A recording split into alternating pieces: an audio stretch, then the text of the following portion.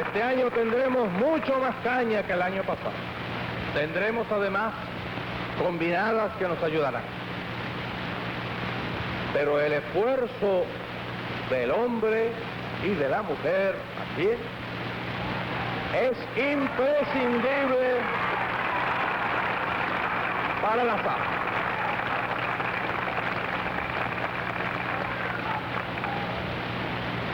Naturalmente que en las tareas de corte en general las mujeres nos rinden mucho trabajo, una gran cantidad. En general, digo yo, en general. Tampoco un burócrata en general rinde mucho trabajo. Pero también los burócratas vamos a cortar caña y ponemos nuestro granito de arena. Y por lo menos los burócratas, entre los cuales yo corté el año 64, por lo menos fuimos costeables. Nos pagamos la comida con nuestro trabajo. Yo creo que las mujeres también pueden hacer eso. Y si no, ayudar en muchas de las cosas.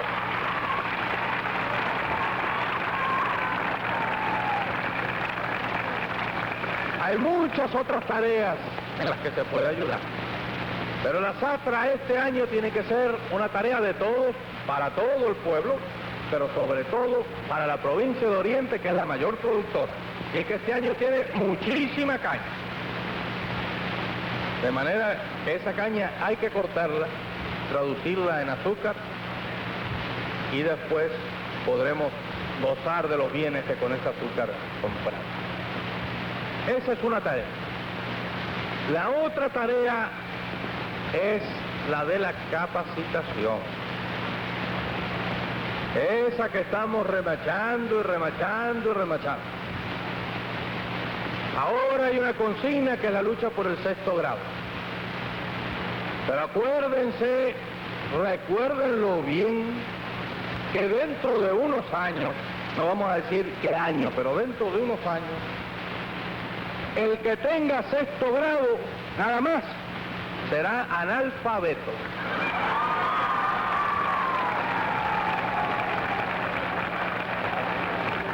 Será el analfabeto de 6º grado. De manera que 6º grado no es una meta a la cual hay que llegar y cruzarse de brazos. Hay que seguir adelante. Sobre todo la juventud, pero todos.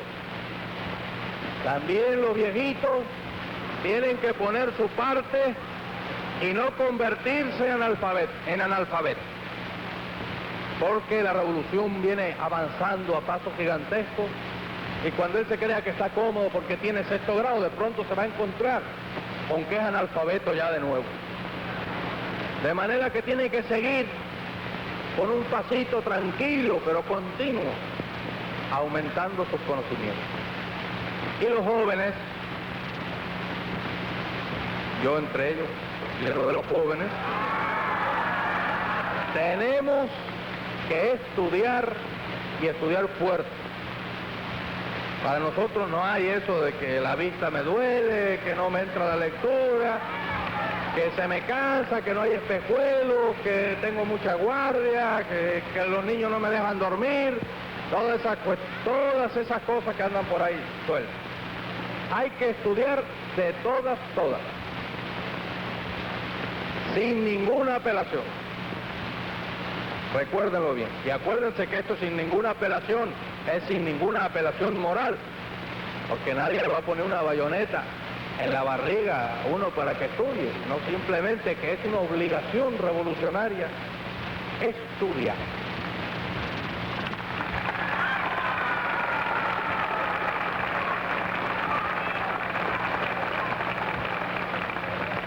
Fidel ha lanzado la consigna de la revolución técnica. Esa revolución técnica se está produciendo en el mundo entero, no solamente aquí. Los capitalistas también tienen su revolución técnica. ¿Para qué les sirve? Para multiplicar sus ganancias, para dejar más obreros sin trabajo, para bajar los salarios, para explotar más a todo el mundo sometido al dominio imperialista. Pero para nosotros tiene que tener un significado distinto. Tiene que tener el significado de que todos alcancemos la posibilidad de modificar las cosas que tenemos a nuestro alcance, de crear nuevas maravillas de la técnica con nuestro propio esfuerzo. Nosotros agradecemos mucho, por ejemplo, a la República de Checoslovaquia, toda su ayuda. Me siento profundamente agradecido de la amabilidad del compañero embajador que siempre nos acompaña en todos estos actos para inaugurar fábricas que están construidas en todo lo sustancial de su equipo con la ayuda de Checoslovaquia. Pero les confieso que me sentiría muchísimo más a gusto si nuestro embajador en Checoslovaquia, el embajador cubano, va a inaugurar una fábrica en Checoslovaquia que se hace con maquinarias hechas en Cuba.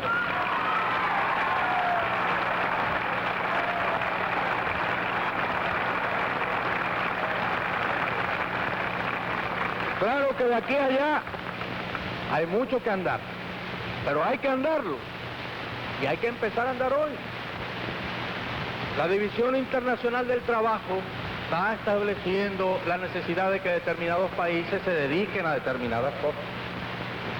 Y a medida que el mundo socialista se ensanche y se ensanchará inexorablemente, tendrá que ir organizándose el trabajo también, las especializaciones en el trabajo. Y algo de eso también nos tocará a nosotros. Y más nos tocará cuanto más seamos. Es importante que se grabe, no solamente en el pueblo de Santiago. Y es importante que se grabe, no solamente en el pueblo de Santiago, en todo Oriente. Todavía quedan algunos campesinos por ahí que son analfabetos, no analfabetos de 6º grado, sino analfabetos de 0 grado. Y hay que caer arriba de eso.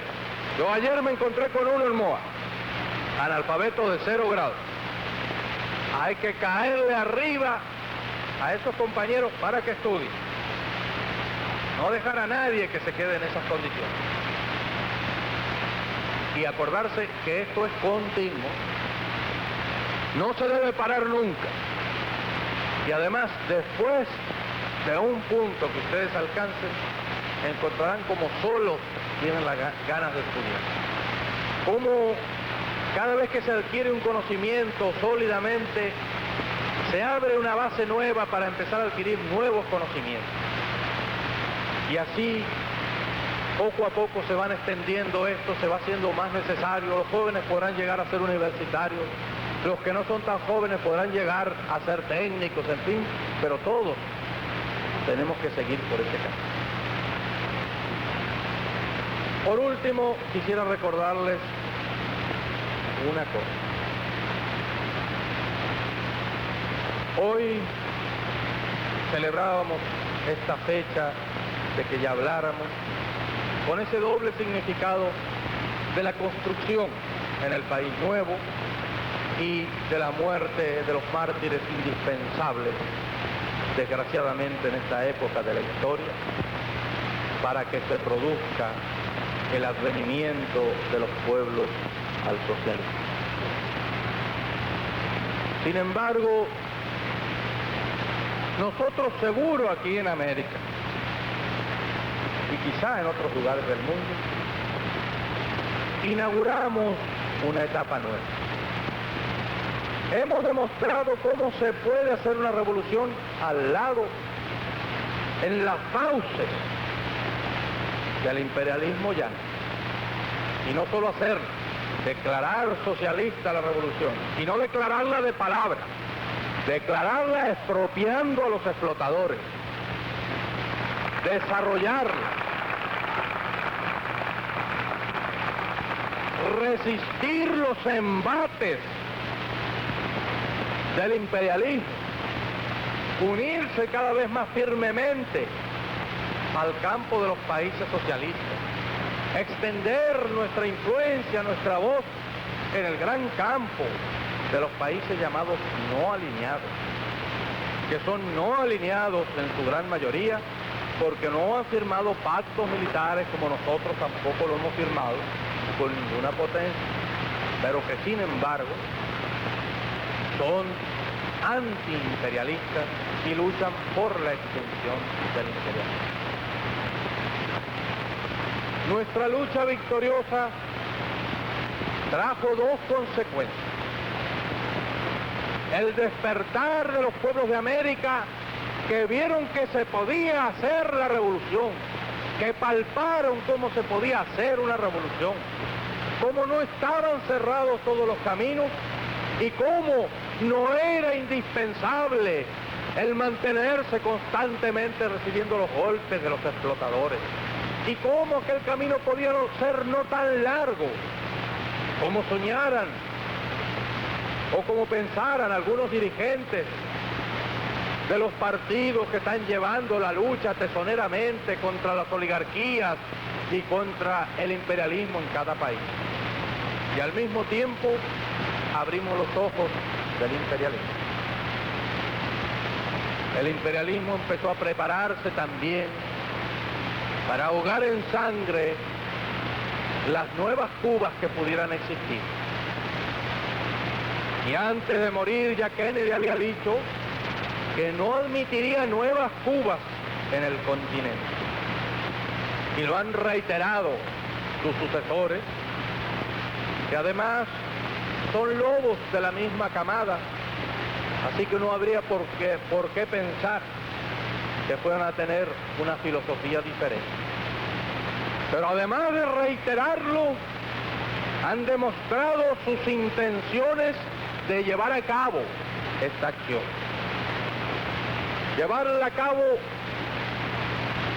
no solamente en América, sino en todos los países del mundo en que se creara la lucha, se desarrollara la lucha revolucionaria. Ellos trataron de masacrar a Argelia, pero Argelia fue libre. Tratan hoy de liquidar al pueblo de Vietnam, pero el pueblo de Vietnam es más fuerte que ellos, y el pueblo de Vietnam sigue día a día anotándose nuevas victorias sobre el imperialismo y haciéndole cobrándole también en sangre de sus soldados la inmensa cantidad de víctimas que el imperialismo hace en el pueblo de Vietnam del Sur. Y la lucha sigue, seguirá hacia la victoria. Empezó incluso antes que la nuestra en el norte. Se consolidó antes que nuestra revolución pudiera siquiera llegar triunfante a La Habana, pero todavía debe seguir luchando. Y Laos está en las mismas posiciones. Y en África hay varios pueblos que han tomado ese camino, con mayor o menor fortuna, pero han tomado ese camino. Y la Guinea Portuguesa está triunfando en sus luchas, pero hoy tenemos quizá más presente, más patente que ningún otro, el recuerdo del Congo y del Lumumba.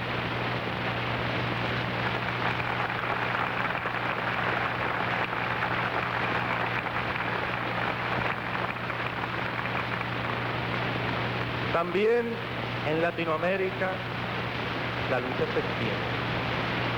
Los patriotas venezolanos al occidente y al oriente de Caracas tienen zonas liberadas. ¿Y qué hacen los casquitos de Venezuela? Lo que hacían los nuestros. Desalojaban campesinos o desalojan campesinos. Tiran bombas de napalm, bombardean. ¿Bombardean qué en aquellas inmensidades? Bombardean casas de campesinos. Siembran el terror y la muerte entre los habitantes pacíficos de las zonas rurales, pero siembran el odio también. Y el odio crece y se convierte en una fuerza de combate que cada vez es más peligrosa para el imperialismo. Y lo mismo sucede desde hace 2 años en Guatemala, donde las fuerzas de liberación luchan.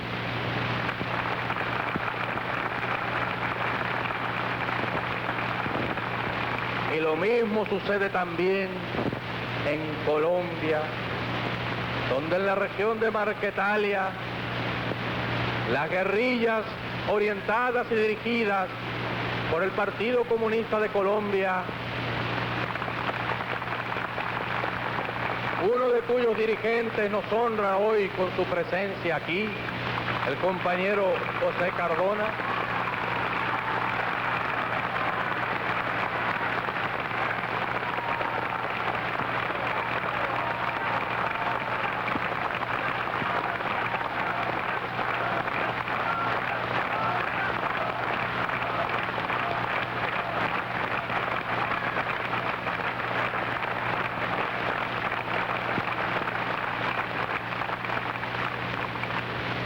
luchan allí los patriotas y también allí el ejército asesina campesinos y bombardea poblaciones indefensas. Pero también siembra el odio y también se mata. Ahora, en ese Congo tan lejano de nosotros y sin embargo tan presente, hay una historia que nosotros debemos conocer y una experiencia que nos debe de servir. El otro día los paracaidistas belgas tomaron por asalto la ciudad de Stanleyville, masacraron una cantidad grande de ciudadanos y como acto último, después de haberlos ultimado bajo la estatua del prócer Lumumba, volaron la estatua del expresidente del Congo. Eso nos indica a nosotros 2 cosas. Primero, la bestialidad imperialista. Bestialidad que no tiene una frontera determinada ni pertenece a un país determinado. Bestias fueron las hordas hitleristas, como bestias son los norteamericanos hoy, como bestias son los paracaidistas belgas, como bestias fueron los imperialistas franceses en Argelia. Porque es la naturaleza del imperialismo la que bestializa a los hombres, la que la convierte en fieras sedientas de sangre que están dispuestas a degollar, a asesinar, a destruir hasta la última imagen de un revolucionario, de un partidario de un régimen que haya caído bajo su bota o que luche por su libertad. Y la estatua que recuerda a Lumumba, hoy destruida pero mañana reconstruida, nos recuerda también en la historia trágica de ese mártir de la revolución del mundo, que no se puede confiar en el imperialismo, pero ni tantito así, nada.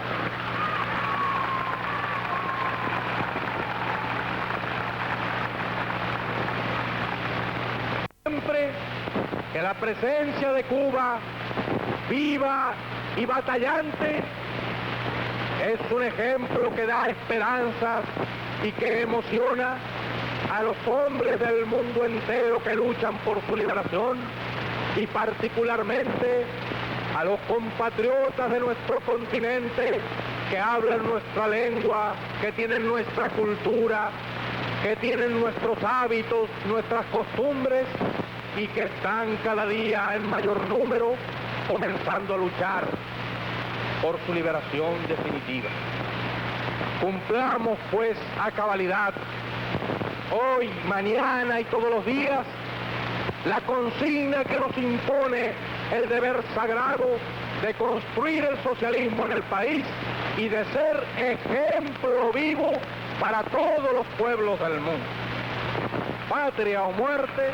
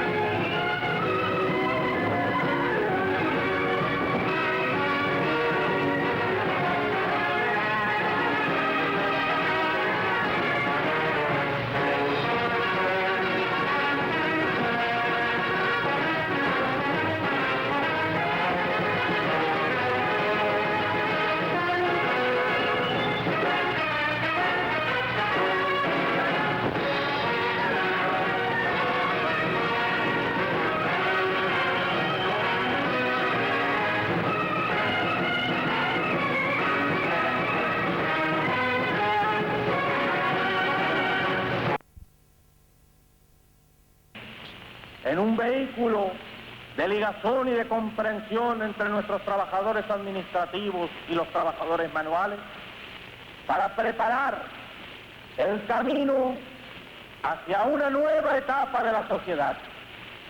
Una nueva etapa de la sociedad donde no existirán las clases y por lo tanto no podrá haber diferencia ninguna entre trabajador manual o trabajador intelectual, entre obrero o campesino. Por eso nosotros lo defendemos con tanto ahínco. Por eso nosotros tratamos de ser fieles al principio de que los dirigentes deben ser ejemplo que ha planteado Fidel en reiteradas oportunidades. Y hemos venido a este acto también con el compañero Borrego a recibir nuestros diplomas. No es un acto pueril y no es un acto de demagogia. Es simplemente la demostración necesaria de que nosotros, los que hablamos constantemente de la necesidad imperiosa de crear una nueva conciencia para desarrollar el país y para que se pueda defender frente a las enormes dificultades que tiene y a los grandes peligros que lo amenazan, podamos decir, podamos mostrar nuestro certificado de que estamos siendo conscientes y consecuentes con lo que decimos y que por lo tanto tenemos derecho a pedir algo más de nuestro pueblo. Porque todavía los días difíciles no han pasado ni remotamente. No han pasado en el terreno de la economía y mucho menos han pasado en el terreno de las amenazas de la agresión extranjera. Son días en verdad difíciles, pero dignos de ser vividos. Todo el mundo subdesarrollado o llamado así, el mundo explotado y dependiente, el mundo sobre el cual los imperialistas arrojan sus crisis, arrojan sus magnates, sus ejércitos despoliadores y extraen hasta la última gota de riqueza, despierta y lucha. Y esa lucha es un peligro para nosotros. Se nos señala, se nos condena en reuniones de ministerios de colonia, pero el nombre de Cuba se pasea en los labios de los revolucionarios del mundo entero.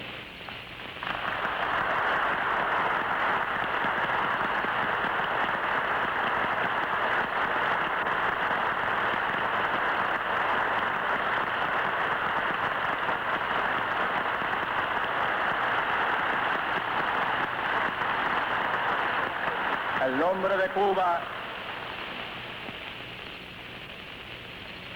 trasciende ya nuestra frontera. Hace algunos años que la ha trascendido. Y no solamente para expandirse como un ejemplo y como una esperanza para América, sino también en otras regiones del mundo que nuestro pueblo, sumido en la explotación, en la incultura, apenas si conocía. Pero hoy todo nuestro pueblo sabe que existe un Vietnam.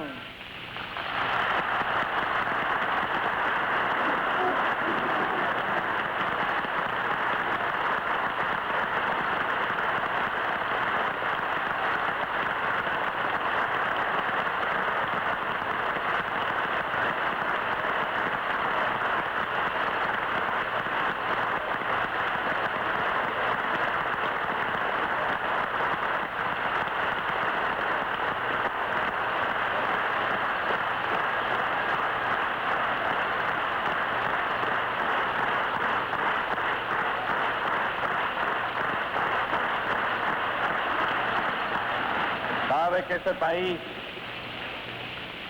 explotado antaño, dividido hoy,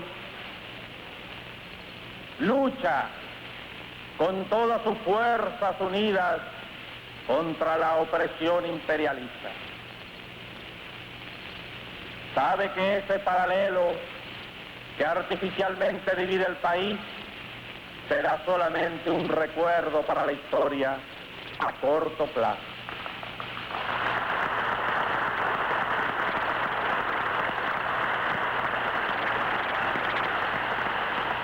Y nuestro pueblo, que desconocía la geografía y que apenas tenía una vaga idea de que existiera una colonia francesa llamada Indochina en los confines del Asia, en las antípodas, hoy conoce exactamente todas las hazañas de nuestros hermanos vietnamitas. Y allá en Vietnam hemos visto cómo hace pocos días intervenía en acción heroicamente, como siempre lo hacen los combatientes del Vietnam, el batallón o la brigada Playa Girón.